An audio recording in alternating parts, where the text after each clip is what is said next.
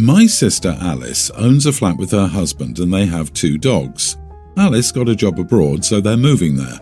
They don't know what to do with the 2 dogs yet, so their plan is to move abroad and wait a few months, up to 6, to decide if they even like it there or if they want to return home.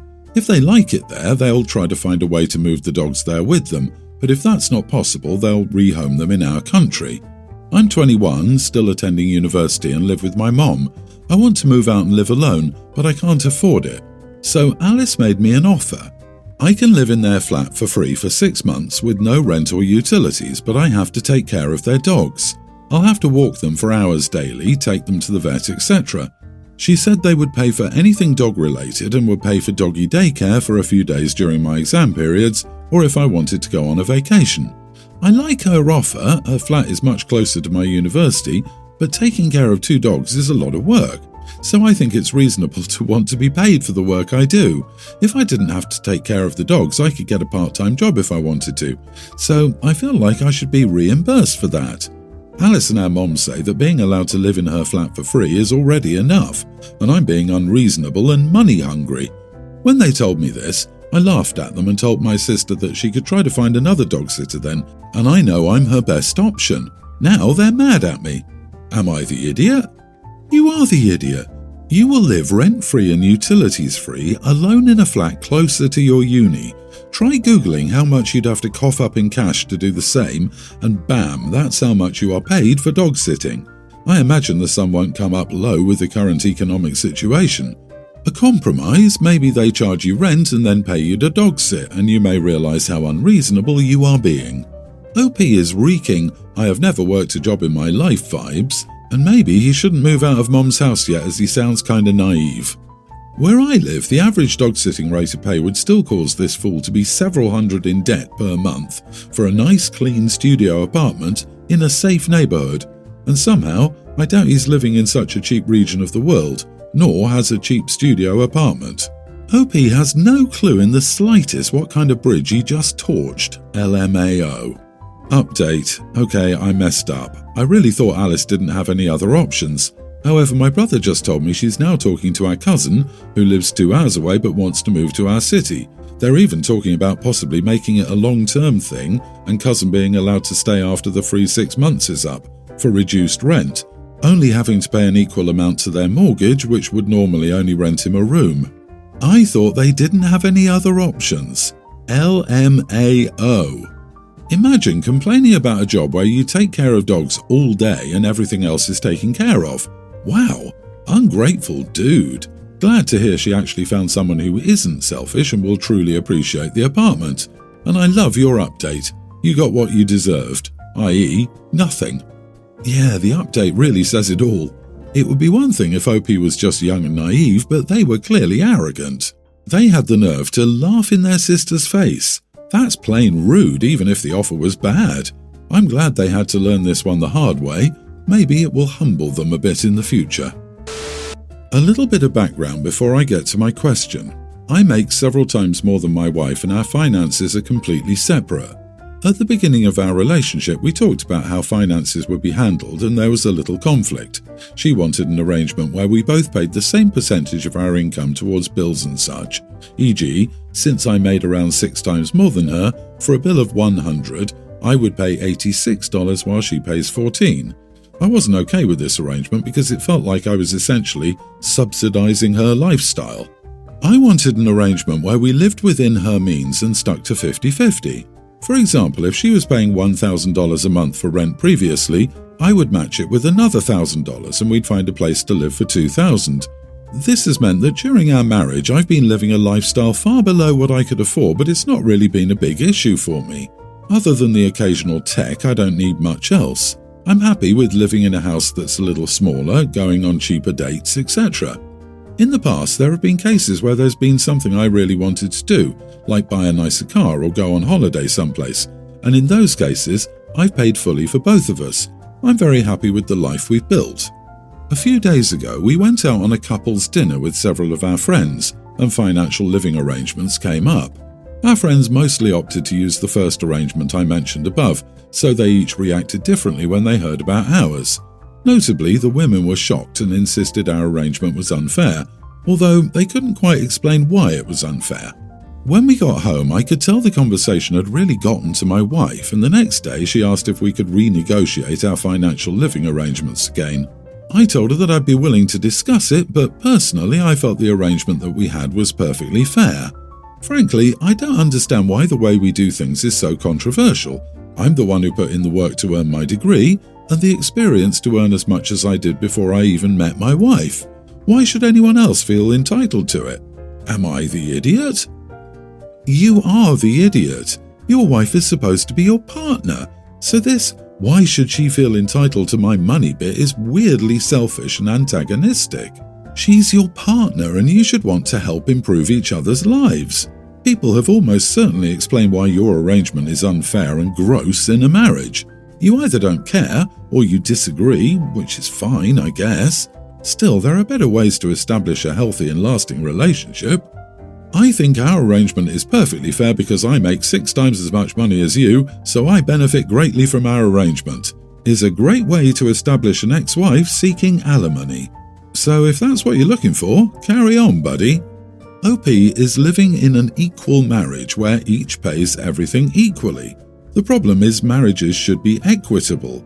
People do not understand the difference between these two words, and it causes many issues with many different things. OP, you are the idiot. Be equitable, not equal. That part killed me. Subsidizing her lifestyle. Tell me you don't respect your wife without telling me you don't respect your wife. Oh, and you are not living within her means. Living within her means would be living in a place she could afford solo and going 50-50. If she's paying $1,000, you move in and pay 50%. The way you have it set up, you are living outside of her means and financially draining her, leaving her very little extra cash. She agreed and got much nicer accommodation as a result. So I can't call anyone the idiot, but I would never have agreed to something like that. I agree, this marriage is actually draining her of resources and autonomy. A very dangerous thing with a man this transactional. You are the idiot, OP.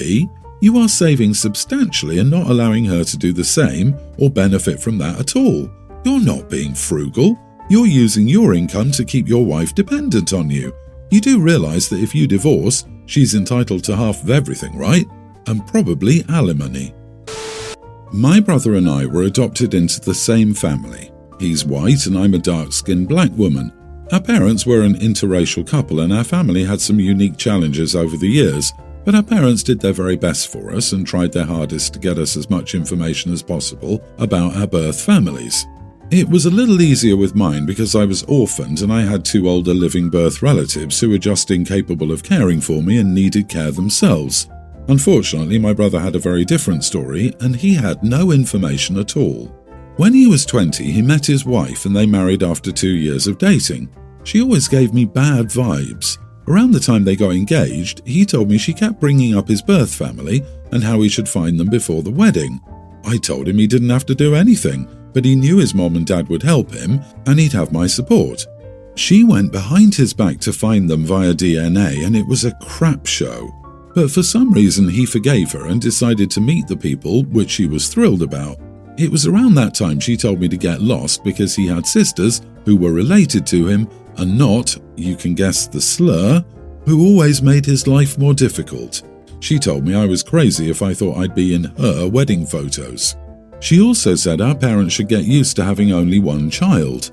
My brother had already started to pull away by then, and because I was hurt and angry, I never told him what went down between his now wife and me. I chose not to attend his wedding, and I know from our parents that the day was very messy. 6 years of no contact happened, and then he reached out and apologized for letting anything come between us. We've been back on speaking terms for over a year now. It took a while, but we're doing so much better. I always loved my brother but was hurt by the stuff that went down between us and me and his wife. My brother's family ended up in a shelter a few days ago. He lost his job for many years and took a huge pay cut in the new one. At the same time, his former landlord decided to illegally kick them out by changing the locks. My brother did contact a lawyer, but nothing is as fast as they show on TV and in the movies, and they have no place to go. I live in the same city, which would allow him to keep what job he has now at least, and so he asked if they could stay. I said I would help him and the kids and they could stay, but his wife is not welcome in my home. He told me he would take that, which did surprise me some. His wife is angry. She came after me about separating her children from her and how unhealthy it would be for them to see her in a dive while they were safe and comfortable with me. She called me all kinds of names like petty, witchy, and an idiot, but it was the comment about the kids that got me questioning. Am I the idiot? Not the idiot. Nope. She can't call you names to your face and encourage your brother to cut ties, then want to be looked after because it suits her. I would have told him and would still suggest you tell him now, because if she is bringing up the kids to have the same attitude, nothing gets resolved. You have to set a boundary.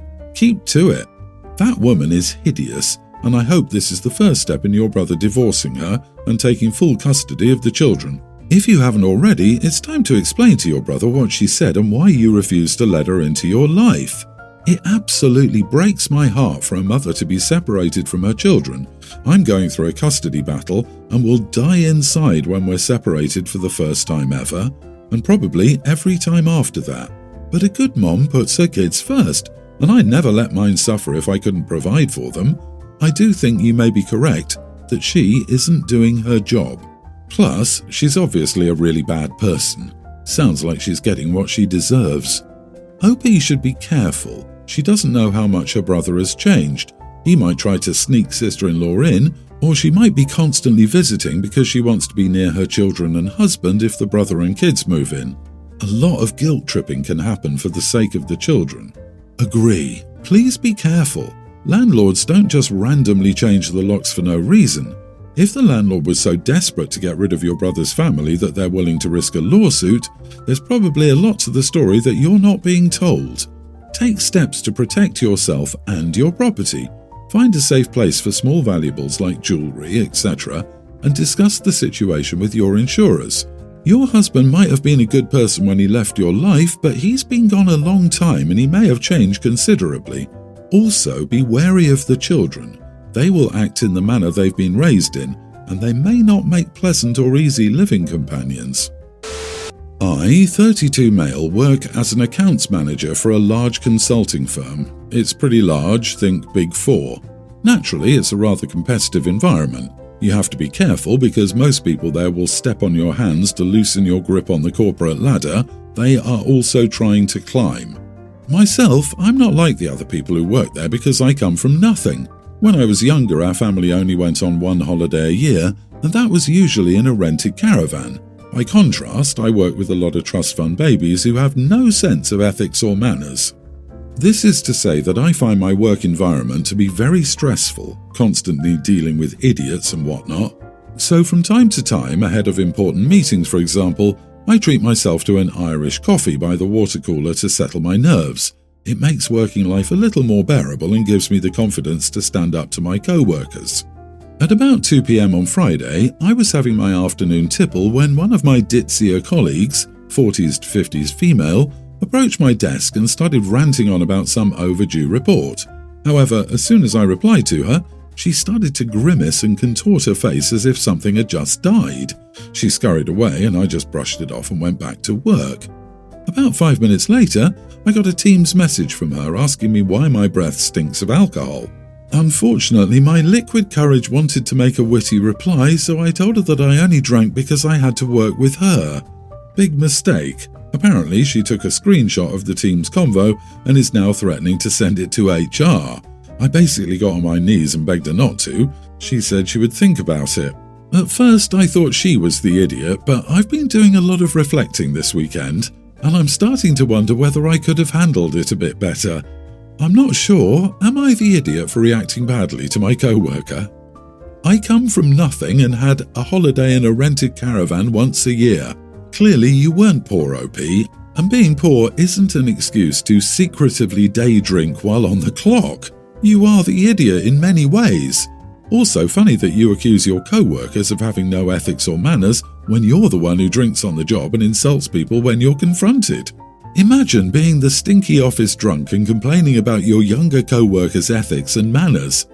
Note, for those who don't know, if you can't get through a day at your job without taking cute little secret shots, you don't deserve your position at that company. You are the idiot, my guy. She called a spade a spade. Don't get up in arms about it.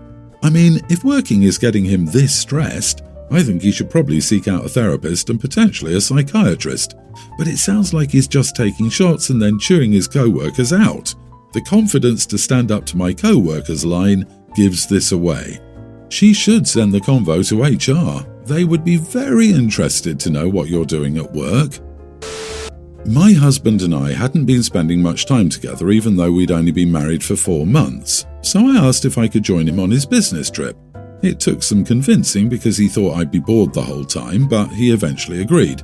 He was supposed to be in Berlin for a week, but it somehow turned into him going to 5 different countries in 9 days. It was awful and I was severely jet-lagged the entire time, so I felt like crap. I don't know how he and everybody else was coping with the travel, but I told him I wanted to go home because I couldn't keep up with his schedule. After a lot of arguing, he eventually slowed the pace down and we went home earlier than he would have liked, even though I told him I could go home by myself. During the argument, he said I shouldn't complain because I invited myself along, and he was trying to get all of this work out of the way for me.